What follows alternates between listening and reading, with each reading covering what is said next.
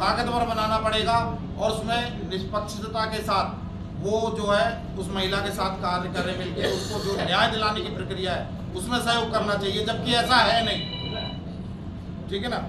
दूसरा, जो पुलिस प्रशासन, बाबा ने बता दिया कि सबसे बड़ी बात यह है कि ये होना चाहिए कि पुलिस प्रशासन को भी निष्पक्ष रूप से काम करना चाहिए। तीसरी बात एक और है, तीसरी बात यह है कि जितने भी बड़े बड़े, चाहे वो जिले के सीपी हैं, एसपी हैं, जो भी है, डीएसपी हैं रैंक में, जिनके ऊपर प्रभार होता है पूरे जिले का, अगर किसी अधिकारी की कंप्लेंट आती है, ठीक है, कंप्लेंट आने के बाद उसके ऊपर कोई कार्रवाई नहीं की जाती है, ठीक है, उसका जीता जागता सबूत है कि इसमें मैंने लिखा हुआ है रिमूव्ड आईपीसी एक्ट, ये है आपका action taken by SP on corrupt of, सब जगह।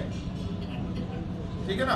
तो सबसे बड़ी बात यह है, अगर किसी की शिकायत आती है उसकी जांच हो प्रॉपर तरीके से अधिकारी की, और जो केस उसके पास जिसके रिगार्डिंग उसने वो गलत किया है, भ्रष्टाचार किया है, वो केस उसके पास से तभी के तभी चेंज हो जाए, किसी और अधिकारी पे जाए, और रिपोर्ट आने के बाद उसकी क्या उसने सही करा है कि गलत करा है। जो सरकारी जो जॉब लगती है जब, तो उनको एक वचन दिलवाया जाता है, ठीक है, उसके जो सेवा शर्त कहते हैं उसे, उसके आधार पे उनको ऊपर जुर्माना लगना चाहिए और उनको बर्खास्त भी करना चाहिए, जब जाके जो है कहीं ना कहीं महिलाओं के आंकड़ों में सुधार का काम होगा। और सबसे बड़ी बात, जितने भी पुरुष हैं उनको जागरूक होना पड़ेगा। मैं आह्वान करता हूं आप सबके माध्यम से, महिलाओं को, अपने देश की, अपनी बेटियों को, बहनों को, सबका मैं आह्वान करता हूं कि आप आइए, निकलिए, एक बड़ा आंकड़ा, क्योंकि बहन बेटियां किसी ना किसी रूप में प्रत्येक घर में विराजमान है और माँ दुर्गा शक्ति का रूप कही जाती है।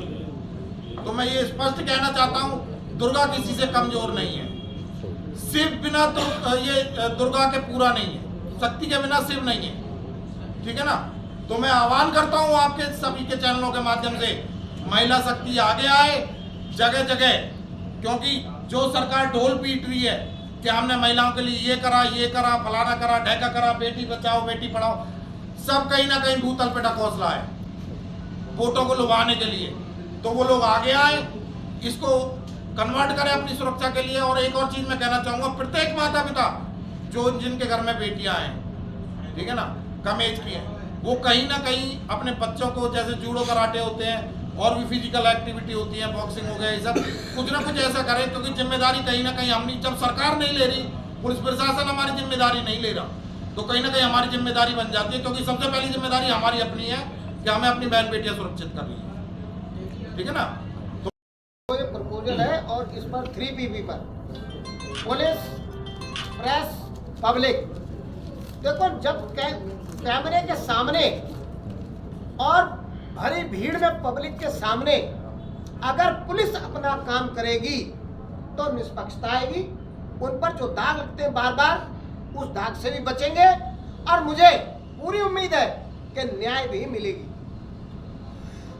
और इससे अपराध में कमी आएगी। जो अपराध बढ़ रहे हैं उनमें भय पैदा होगा अपराधियों में कि भाई ये जो बैठकें हो रही हैं ये 3PP मॉडल पे, ये लेंस के सामने हो रही हैं, ये छुपा भी नहीं सकते।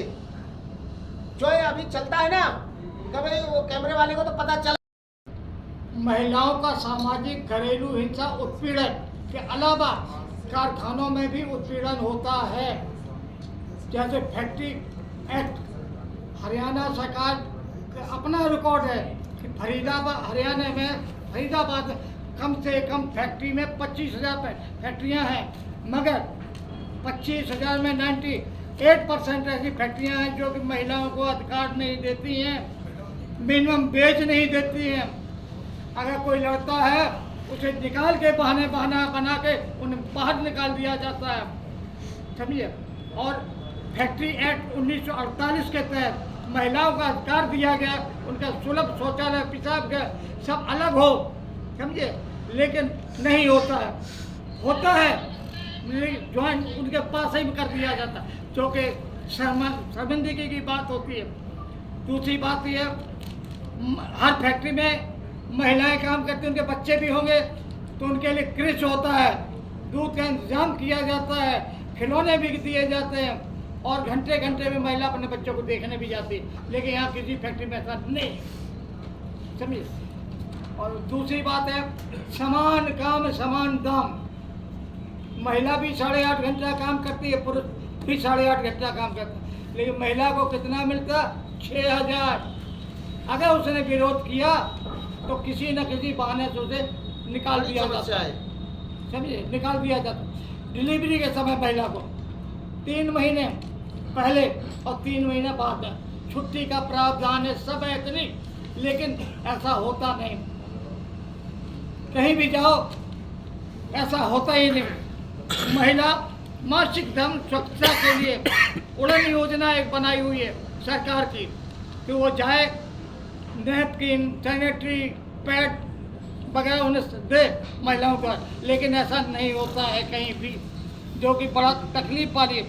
पॉस्को एक्ट, चौथा पॉस्को एक्ट 2013 के तहत अलग अलग कार्यस्थलों पर अनाचार किया जाता है, असहज व्यवहार झेलना पड़ता है, मजबूर करके यौन उत्पीड़न भी करते हैं। किसी महिला ने इस तरह के अनाचार का विरोध किया तो उसे अन्य बहाने से नौकरी से समाप्त कर दिया जाता है। इस तरीके की धारणा है रिपोर्ट की। सरकारी कार्यालयों में काम करते हुए अधिकारी, डॉक्टर MLR नहीं लिखने देते हैं, कुछ न कुछ बहाना बना देते हैं, और डॉक्टर भी अपने निर्वहन नहीं करते हैं, जो कि करना चाहिए। जब नारी देश की प्रगति शक्ति है तो उसके लिए